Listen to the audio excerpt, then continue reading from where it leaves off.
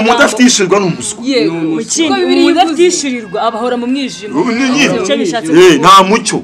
guhishurirwa amagambo yabizana umucyo bigahabaswa ubwenge magambo hari abantu benshi ari mu mwijima batazi ko ari mu mwijima bitewe nuko adafite iryo guhishurirwa bizana itandukaniro guhishurirwa bizana impinduka guhishurirwa bizana haleluya kumenya ubundi bushya ubumenyi bushya niyo nta guhishurirwa nta mpinduka izabaho ahatarishurirwa nta mpinduka aharishurirwa haba impinduka guhishurirwa bizana impinduka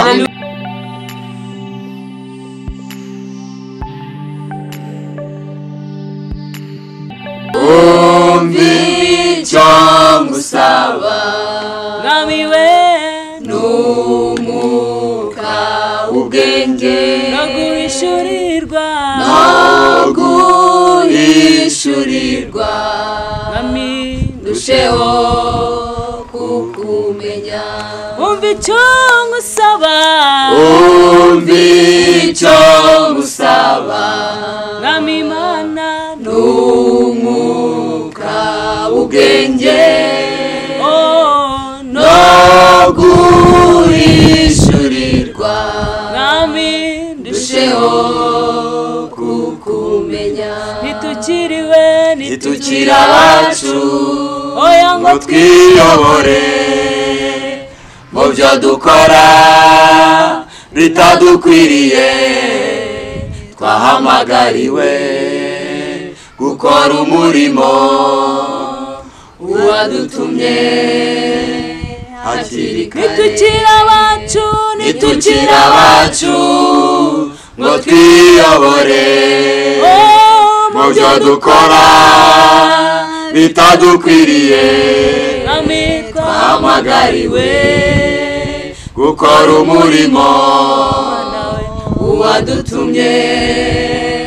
hakiri kare ntitukiri abacu ngo twiyobore mu byo dukora bitadukwiriye twahamagariwe gukora umurimo uwadutumye hakiri kare umva icyo ngusaba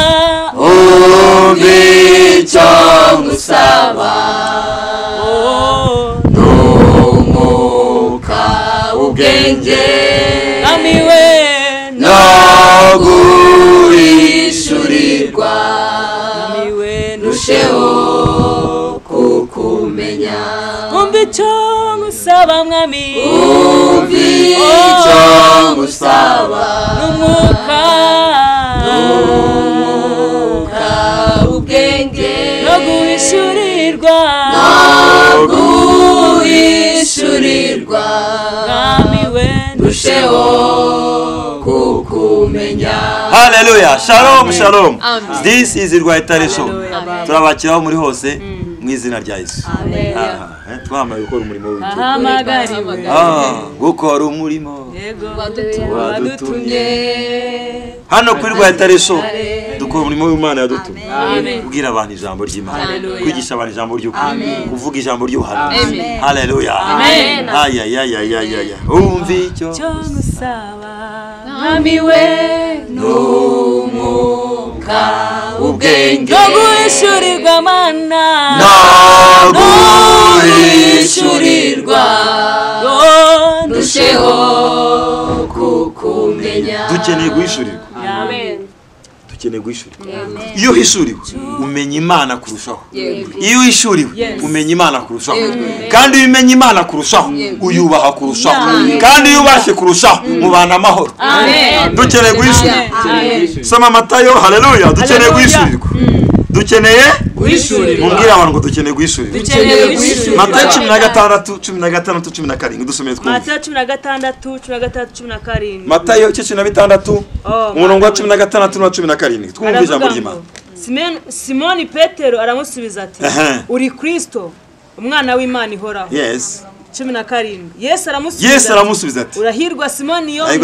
Yona kuko umubiri n'amaraso atari byo byabigwishuriye ahubwo ni data wo mu ijuru amen aho Yesu yarabajije abigishwa be ngo ariko abantu bavuga ko ndinde abantu bavuga ko ndinde baramubwira aha abo ni abantu mwebwe se muvuga ko ndinde mwebwe tubana mwebwe muvuga ko ndinde bararebana bamaranye igihe bararebana turavuga bakajya bajyana inzara turavuga ko ari inde havamo Petero Simon Peter avuga ngo urabizi ngo uri Kristo umwana w'Imana isumba byose nawe Yesu ngo urahirwa Simoni wayona kuko umubiri n'amaso atari byo byabiguhishuriye ahubwo ndataho mu ijuru biguhishuriye abigishwa ba Yesu bari bamaranye iminsi nawe ariko batamuzi uwari Mana we kumenya Yesu no guhishurirwa ntiwamenya Yesu utahishuriwe Yesu ntibamwiga Yesu baramuhishurira mwatindana mu bikorwa mwatina mu bikorwa utaramenya uwo ari we nyirizina mwatindana umuzi ku makuru wakumva Yesu ukamwumva nawe ukanamuvuga ariko kumumenya biva mu ishuri natwe tukanamuvuga cyangwa nawe ukanamuvuga abantu bazi Yesu w'idini abantu bigishijwe Yesu abantu babwiwe Yesu abantu bavuga Yesu ariko abantu bazi Yesu ni bake abantu bayishuriwe Yesu niyo bamumenye Yesu ntibamwiga Yesu baramuhishurirwa haleluya kandi ukuyishurirwa Yesu ni kumenya n'ibye ukuyishurirwa Yesu kugendana nawe ubusabane Yesu arababaza ngo mwimuvuga ko ndinde tureka abandi yavuze ko batindanye abo yakuye mu burobyi abo yakuye muri business abo yahamagaye bagasiga abagore n'abana bagasiga imirima yabo bakaza kamukurikira bamaranye igihe tureke iby'abantu bari batindanye tureke iby'abandi bamvugaho you guys mwe tumaranye iminsi mwe turirana imisozi mwe tubana mu bishanga mwebwe tugendana mwe dusozanye mwe dusangira mwebwe mubona ndinde muvuga ko ndinde barareba ko yababaje ikibazo batari biteguye ko yababaza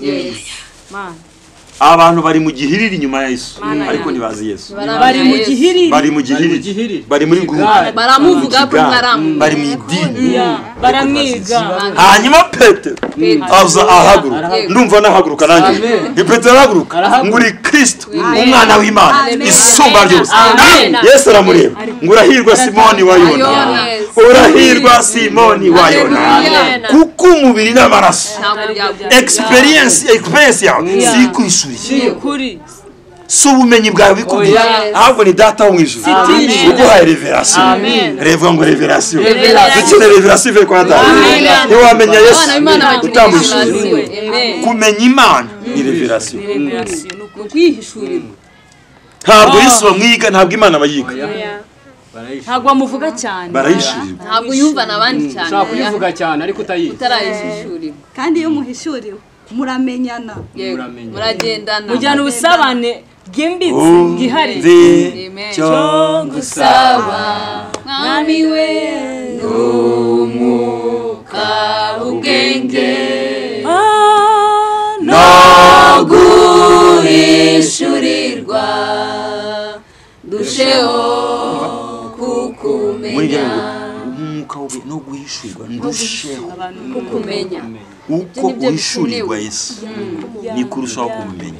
kandi urushaho kumumenya ni kurushaho kumwubaha kandi urushaho kumwubaha ni kurushaho kubana nawe amahoro uko urushaho guhishurirwa Imana uzayikunda uzayiramya buriya mu by'ukuri kababwiza ukuri abantu bose nkurikiye mu myumve ntago ari debate nzanye ariko ushaka kubyema cyangwa bideke burya abantu hafi ya bose cyangwa se abantu benshi bakunda Imana ni bose aho burya abantu benshi bakunda Imana muri benshi abantu benshi bakunda Imana ariko abantu bake nibo bazi Imana abayizi n'abayishuriwe nibo bazi Imana nibo bayizi benshi barayikunda ariko kuyimenya byarabihishe benshi barayiza ko barayizi abantu benshi bakunze Imana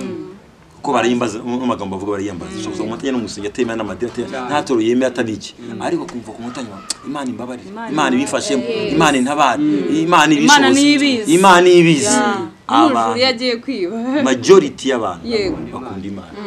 ariko minority ntabwo barayizi ntayibazi no guhishurirwa rusheho kukumenya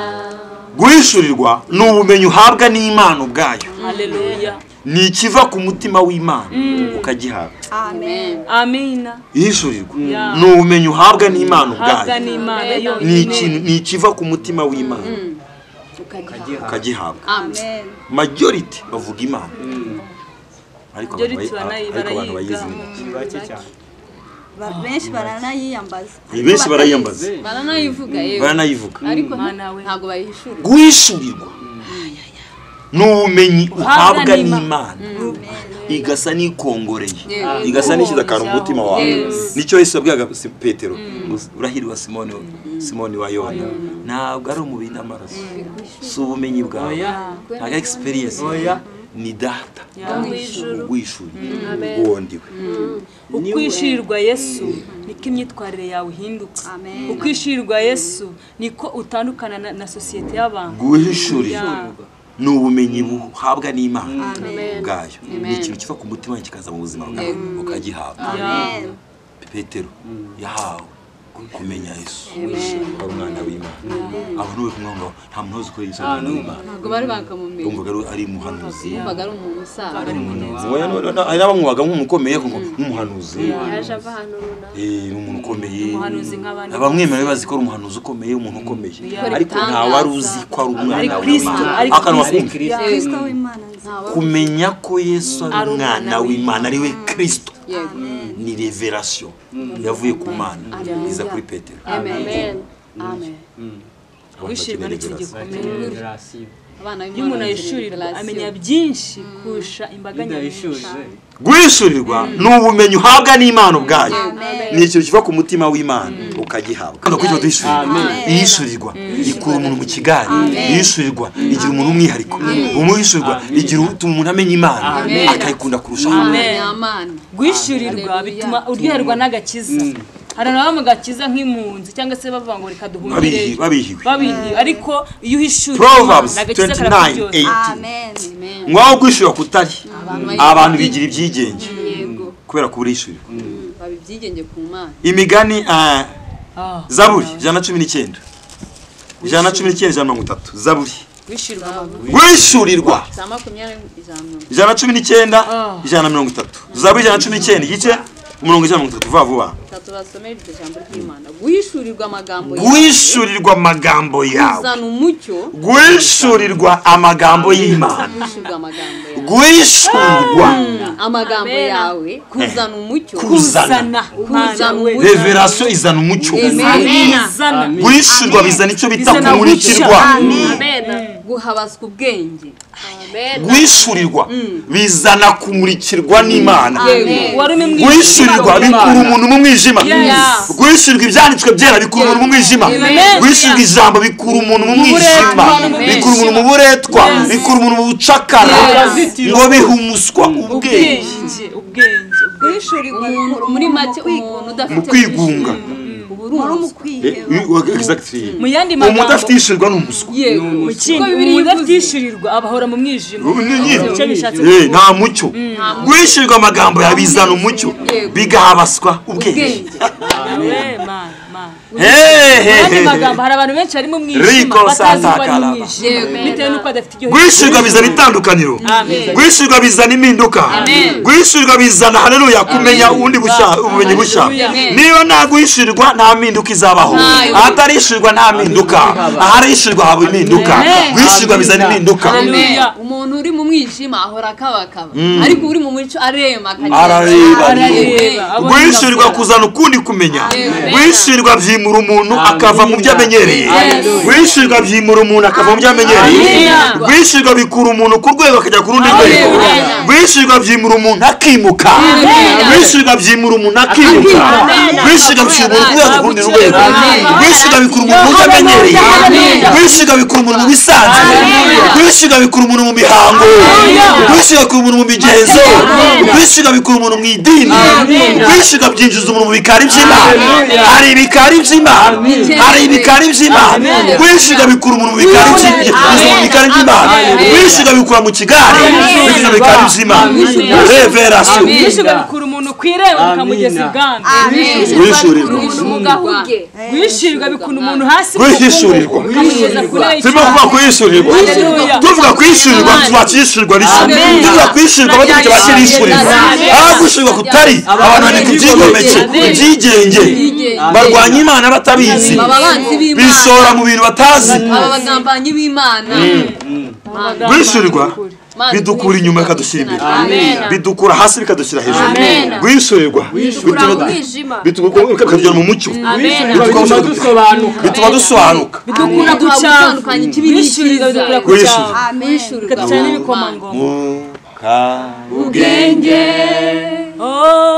no guhishurirwa rusheho guhishurirwa bidukura inyuma bikadushyira imbere guhishurirwa bizana kutazima muri iyi si biba bishaka kuzimya abantu byinshi guhishurirwa biturinda kutazima guhishurirwa bituma hari ibyo witondera bituma abantu batazima biduha icyo bita prudence ubwitonzi kuba maso guhishurirwa bituma utakigenga ngo wigenze ariko Imana ikaba ari guhishurirwa n'uhishurirwa ntabwo uzazima sinzazima mu izina ryawe sinzazima guhishurirwa bidukura bikadushyira imbere guhishurirwa bidushyira mu mwanya dukwiriye imibereho isi ibibazo bijya bidushyira ahantu hadakwiriye iyo wahishuriwe bigusubiza mu mwanya ukwiriye muri Kristo turaba hejuru muri Kristo turaba imbere muri Kristo turaba abatsinzi muri Kristo turaba abanyamugisha muri turabesha abandi b'umugisha rero guhishurirwa bigushyira mu mwanya ukwiriye imibereho ubuzima bujya budushyira ahantu hadakwiriye ariko twahishurirwa tukajya mu buzima bukwiriye guhishurirwa bishyira umuntu mu mwanya wakwiriye guhishurirwa biturinda kuzima sinzazima kubwo guhishurirwa sinzazima torero rya Yesu duhishurirwe udahishurirwa azazima niba uri umukristo udahishurirwa uzazima kuko ibintu birasinyitse ibishaka kuzimya agakiza k'abantu ni byinshi ni wowe umunyamuhamagaro ibishaka kuzimya imihamagaro y'abantu ni byinshi kandi biragaragaye ibishaka kuzimya amago y'abantu ni byinshi ibishaka kuzimya impamvu z'abantu ni byinshi ibishaka kuzimya inyenyeri buriya buri wese agira inyenyeri ibishaka kuzimya inyenyeri zacu ni byinshi ibishaka kuzimya imihamagaro ni byinshi ibishaka kuzimya impano ni byinshi ibishaka kuzimya imigisha ni byinshi ariko guhishurirwa biturinda kuzima guhishurirwa bitujyana mu gihugu cyo kutazima sinzazima mu izina rya Yesu tuzazima mu abanyabwenge barahishuriwe bidushyira mu mwanya wacu ukwiye guhishurirwa biduhoza mu mucyo w'Imana guhishurirwa bituzanira ubwenge guhishurirwa haleluya guhishurirwa someraho muri Daniel 2:28 ariko mu ijuru hariho Imana ihishura ibihishwe mu ijuru hariho Imana ihishura ibihishwe kandi niyo yeretse umwami Nebukadinezari ushaka gusoma ko Daniel kangisoma ariko Daniel kanga Daniel 2:28 yes ariko mu ijuru hariho Imana ihishura ibihishwe amen ikindi gihishura ibihishwe Imana ihishura ibihishwe amen amen dufite Imana itanga za revelation yayishuriye Petero uwo Yesu ari nanjye nawe tubyemeye iratwishura amen mu ijuru dufite Imana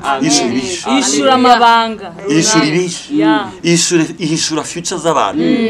ihishura ibirwanya abantu Imana iduhishura n'abarozi baturwanya Imana iduhishura imigambi y'incakura Imana iduhishura Imana iduhishura abantu ikabika mu gishawa uri aho hose uzera ntabwo mu gishawa uri ukeneye guhishurirwa ukamenya mu gishawa uri iyo udahishurirwa rero uhunga hari umugisha ukajya aho umuvumo ukajarajara kudahishurirwa bizana kujarajara kudahishurirwa guhishurirwa bituma duhumuka guhishurirwa biturinda kujarajara iyo udahishurirwa urajarajara iyo udahishurirwa uhunga hari umugisha ukajya hari umuvumo hari ahantu kujarajara ni ishyano uvaho ukajya uvaho kubera kudahishurirwa revelation Mana uduhishurirwa natwe Imana twongere guhishurirwa haleluya urumva icyo ngusaba haleluya we guhishurirwa dusheho kukumenya umuntu wishyurirwa ntazazima nubwo hatabura ibishaka kumuzimya ariko umuntu wishyurwa ntazazima impano yishyurwa ntizazima umuhamagaro wishyurwa ntuzazima urugo rwishyurwa ntiruzazima fica yishyurwa ntizazima wishyurirwa biturinda kuzima umuntu wishyurirwa ntazazima nubwo hatabura ibishaka kumuzimya wishyurirwa bituma twanga guceceka wishyurirwa bituma twanga guceceka wishyurirwa bituma tuvuga wishyurirwa bituma tuvuga tugira wishyurirwa tuzamuka bituma dushira ubwoba bituma dushira amanga ngo abakiranutsi ngo bashira amanga nk'intare ngo abakiranutsi abantu bayishyurirwa bashira amanga nk'intare abantu bayishyurirwa ntibagira ubwoba abantu bayishyurirwa bagira self confidence bigira icyizere abantu bayishyurirwa ni abantu badasanzwe icyama ugahishurirwa bahora hejuru abantu bashyirwa bahora kuri top bahora hejuru ntibazima ntibaceceka ntibakubitwa hasi abantu bahishurirwa rimoko sata haleluya reka umwuka wera aguye guhishurirwa reka umwuka wera azana yishuga muri wowe reka imana data iguhishurire reka imana data ivugane nawe reka imana ikwereka aho umugisha wawe uri reka imana ikwereka aho uzaba successful reka imana ikwereka abakozi imana bazima reka imana ikwereka itorero rizima reka imana igukure mu kigare reka imana igukure mu kajagari reka imana igukure mu kujarajara reka imana igukure mu gihiri reka imana iguhe revelation. Amen. Mana dukeneye wishurirwa bituma tubaho guhishurirwa bituma tuva mu rujijo guhishurirwa bituma umuntu ukomeye guhishurirwa guhishurirwa bituma uba umunyabwenge nta muntu udakeneye ubwenge uba inkingi ikomeye mu itorero wishyurirwa bituma uba ikirangirire kandi ndashaka gutsinda ibyatsinze abandi wishyurirwa bituma urenga aho abandi bagwa yesu urenga aho abandi bagwa ntabwo uzima ndasubiramo uhora hejuru umuntu wishyurirwa ntaceceka nubwo imucecekesha bitabura uwo muntu wishyurirwa ntaceceka nubwo imucecekesha bitabura uwo muntu wishyurirwa ntazima nubwo ishaka kumuzimya bitabura uwo muntu wishyurirwa ahora ari kuri top umuntu wishyurirwa ahorana ubuzima umuntu wishyurirwa ahorana ubutsinzi umuntu wishyurirwa ahorana morale umuntu wishyurirwa ahorana umunezero umuntu wishyurirwa ahorana umuntu wishyurirwa ahorana umugisha uwo muntu wishyurirwa ahorana n'Imana umuntu wishyurirwa ahorana n'Imana umuntu wishyurirwa anezererwa Imana umuntu wishyurirwa ahora ashima Imana umuntu wishyurirwa ni umuntu udasanzwe niba wishyurirwa uri extraordinary umuntu wishyurirwa ahorana ibyiringiro umuntu wishyurirwa nta biracitse agira ahora mu birori ahora yumva rwose afite ibyiringiro Mana dore umwuka w'ishyurirwa ahora ari fresh ahora ari mwiza ahora ari mu mavuta haleluya haleluya muvuge guhishurirwa ariko sha wishyurirwa umutsinzi abo umukire riko satana haleluya